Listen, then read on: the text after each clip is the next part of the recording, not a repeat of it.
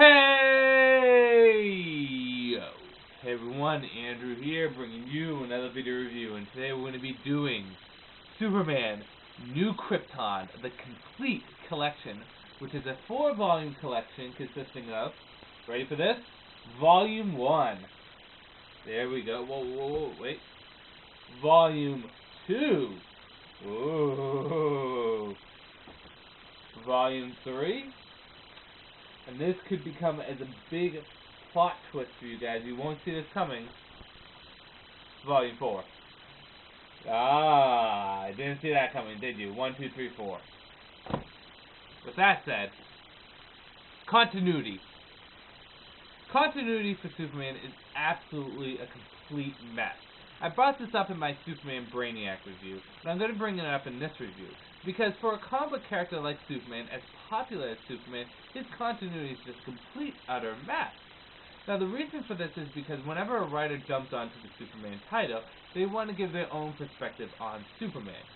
Now not necessarily Superman the character, but rather Superman's world he lives in, the background he comes from, the friends he has, and the enemies he fights.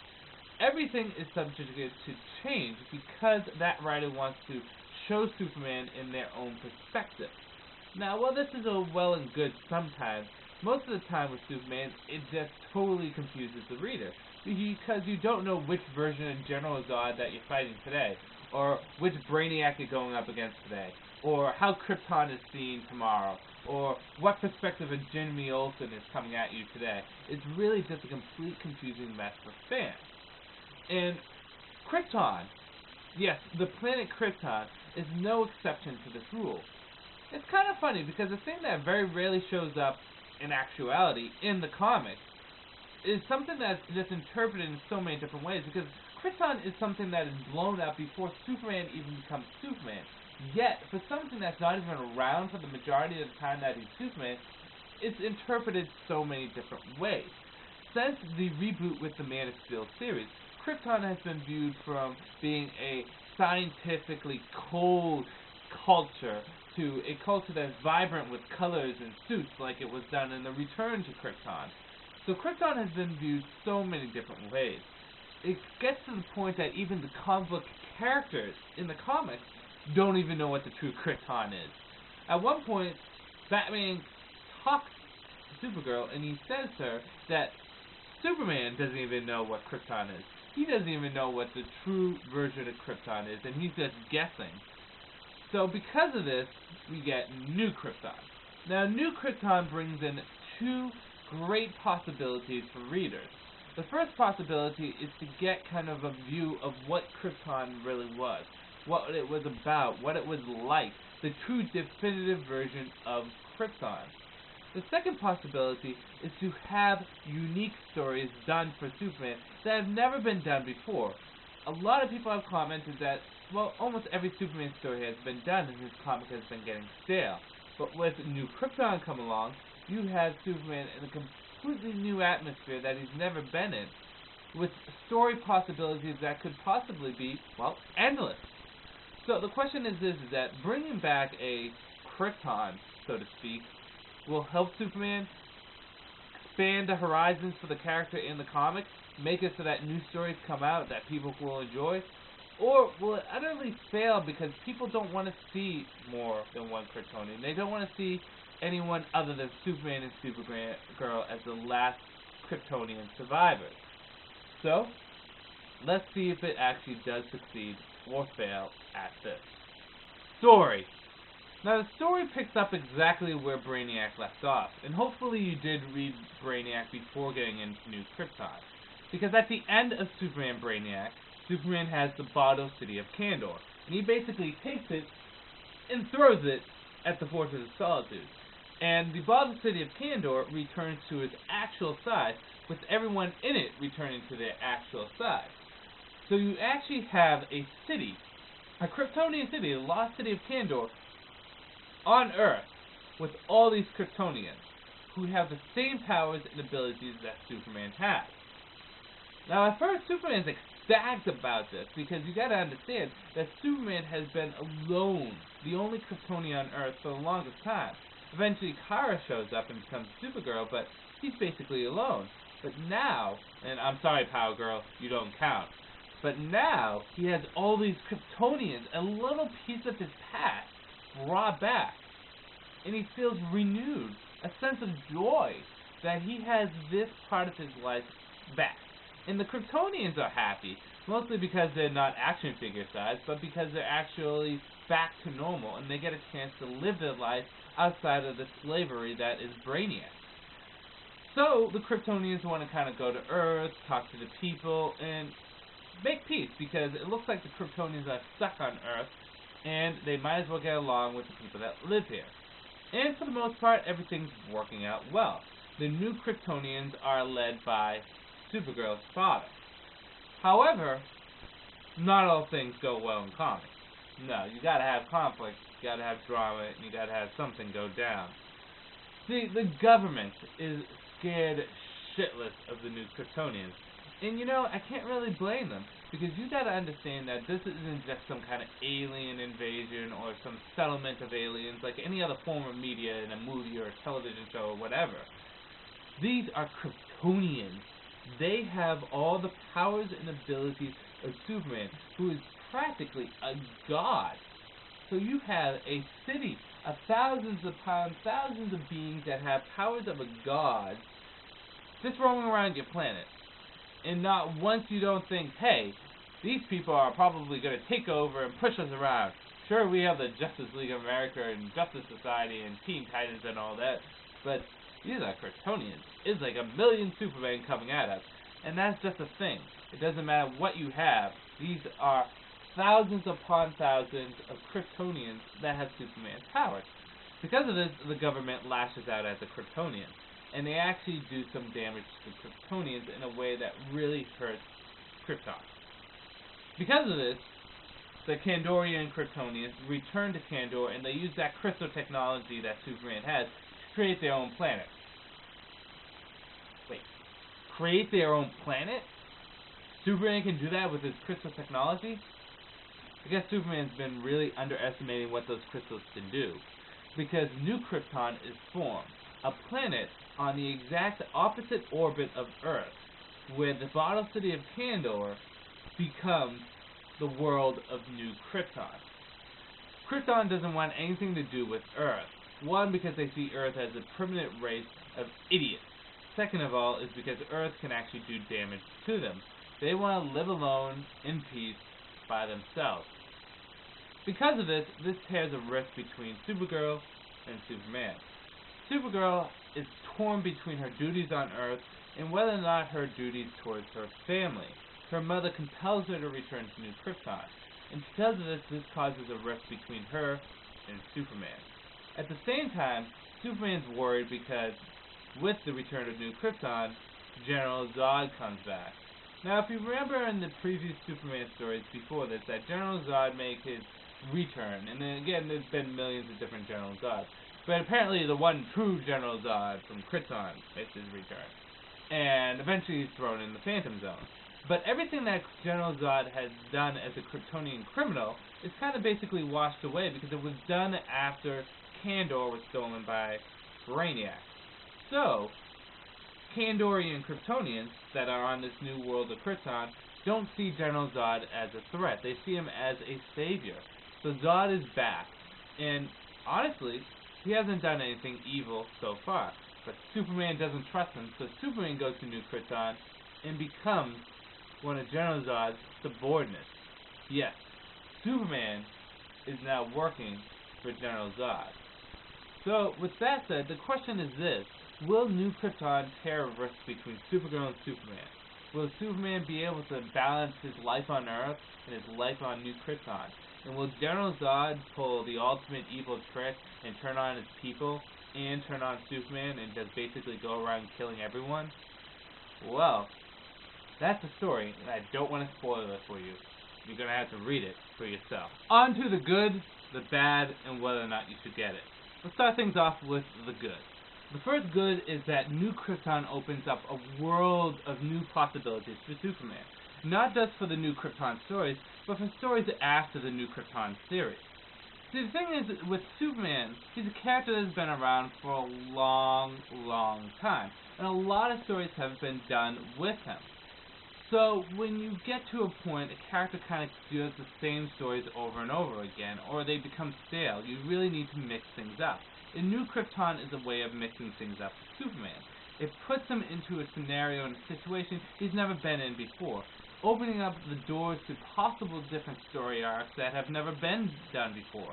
And even when New Krypton is finished over and the dust has settled, the fact that it happens is still with Superman, and the fact that it happens is still with Superman means that the world of different stories are still open and still possible. So with that said, it opens up a whole new perspective on new Superman stories. Now, a lot of people complain the fact that, well, gee, Superman's not the only Kryptonian.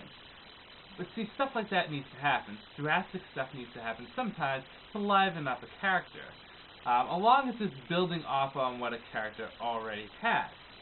Now, the thing is that when you say something like that, like, geez, well, Superman is not only the only Kryptonian anymore, you gotta understand is that New Krypton's a story. Eventually, it's going to end. And with that, something's going to happen to New Krypton. It's going to disappear, maybe go into the Phantom Zone, travel to a different planet, or get destroyed. Who knows?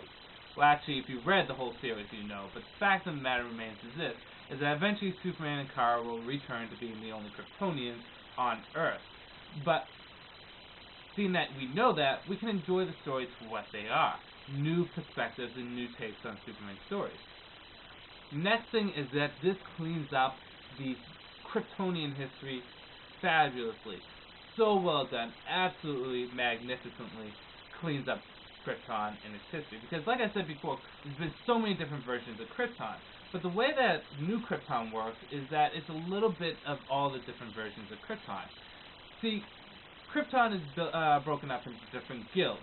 And those guilds are like the artisan guilds, the military guild, the scientific guild, the labor guild, the leader guild, and the religious guild. And each of them kind of represent a different version of Krypton that's been told throughout the years. Take, for example, the Return to Krypton, the story arc that was done in the early 2000s that was just absolutely horrible and probably the worst Superman story I ever read. This story, however, makes it so that Superman goes through a Phantom Zone projection of Krypton, what Krypton apparently truly was. It's more vibrant, it has more colorful suits, and a different feel that's a lot warmer than the other Kryptonian feels that we got from different versions of Krypton. This Krypton can be best attributed to the Artisan Guild. How about the Man of Steel series? Remember how they wore all the same clothes and they were very cold and calculating, and they didn't even give live birth? This could be most attributed to the Science Guild. What about the Krypton feeling that we get with The Last Sun and the stories that come from the 1 year later? That kind of feels we get with the military guild and the leadership guild. So as you can see, each guild kind of represents a different version of Krypton that's been told through the years. So in that, they cleaned up Krypton and they kind of consolidated everything very nicely, which is something that I enjoyed. Next good is that they also really work with these characters nicely. The three characters that stand out the most in particularly the new Krypton is General Zod, Supergirl's mother, and Superman. General Zod is painted as more of a sympathetic character that, while doing evil acts on Earth, does it for the glory of Krypton.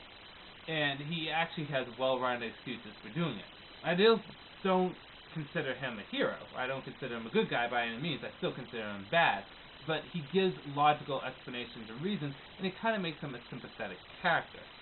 Supergirl's mother is a character that lost a lot in her life, and she's trying the best she can to hold Krypton together. And it gives a unique character perspective on her because she's trying not to be emotional. She's not trying to detach herself from everyone, but she is. She's detaching herself from everyone, and whether or not she's being a good leader is open to debate. Next is Superman. Superman is a character that's torn between his life on Earth with his wife, his friends, and his family, and a life on New Krypton with people that are of his own race. He's torn on being Superman or Commander Kal-El of the New Krypton Army. So it gives a huge torn character perspective for him. And if you read into the New Krypton series later on, Supergirl is a character that really starts to stand out in her own series and her own perspective on New Krypton, and her torn relationship between Superman and her mother. Another great thing is that the art is very nice. Recently, in most Superman stories since the 1 year latest, they've been trying to draw Superman similar to Christopher Reeves. This is an example of this. I think it's actually pretty cool that they're doing that. They're not making him look so much like Christopher Reeves, but they do a good job at kind of transitioning it. I hope they only do this with Superman, because the thing that I've always said is that in other mediums, like movies, live actions, you're never going to get an actor that does a perfect job with a superhero. You're never going to get a perfect Bruce Wayne. You're never going to get a perfect Wolverine or Spider-Man. Sure, you're going to get people that come close, like Robert Downey Jr. did a fantastic job with Iron Man, or Linda Carter with Wonder Woman really painted on what Wonder Woman was at the time, but you're never going to get the perfect superhero with an actor. With the exception of Christopher Reeves, I think he does the best job you could ever do at being Superman. And he set the bar so high that he just encompasses Superman. A lot of time when people think about Superman, they think about Christopher Reeves. So I really like the fact that the artist kind of going in and making him look like Christopher Reeves, while still not going too far to making it look exactly like Christopher Reeves. Bad. The first bad is that seeing that New Krypton is such a grand story and grand series of stories that it branches off into the other Superman titles, which is good in one sense, but it's bad seeing that if you want to get the full perspective of the story, you're going to have to pick up some of the Supergirl titles and some of the other titles. For example, the Earthling's perspective on New Krypton is more or less dealt with in the Supergirl titles, where they deal with the Science Police and General Lane, more so than is done on the New Krypton series. So in order to fully enjoy this for everything that it's worth, you might actually have to go out into some of the supplement different Superman titles, like the Mon-El one or the Supergirl one, and kind of understand what's going on there, because they actually have to recap at certain points to tell you what happened between point A and point B. Another bad in this is that it just ends. It really doesn't end with any satisfying ending. The reason for this is that this collects New Krypton and World of New Krypton, which these two series transitions over into Last Stand of New Krypton and War of the Superman, which have yet to be collected into trade but are in individual issues. When these are collected into trade, you're going to have a full 4-volume story series. It's kind of like with Grant Morrison's run on Batman. You can pick up Batman and Son and Batman and Black Dove, but you're only getting like a small part of the story. It's not the full story that Grant Morrison's telling. And it's not the full story with Superman and New Krypton. You're going to have to pick up the later trades to get the full story on this, which is another bad.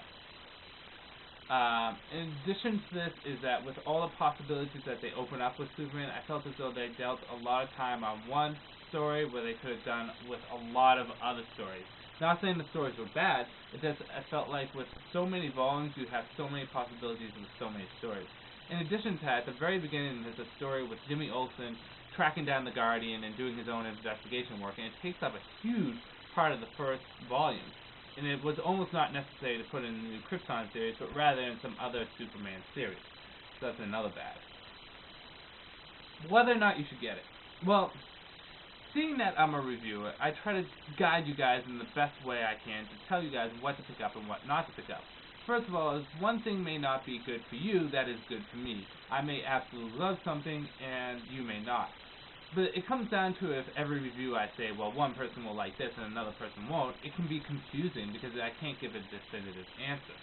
What I'm going to say about New Krypton is this, is that New Krypton is a huge thing for Superman. If you are a Superman fan, then it's something that you might want to consider picking up because it's going to be something that lasts with Superman for a long time. It's hard to avoid.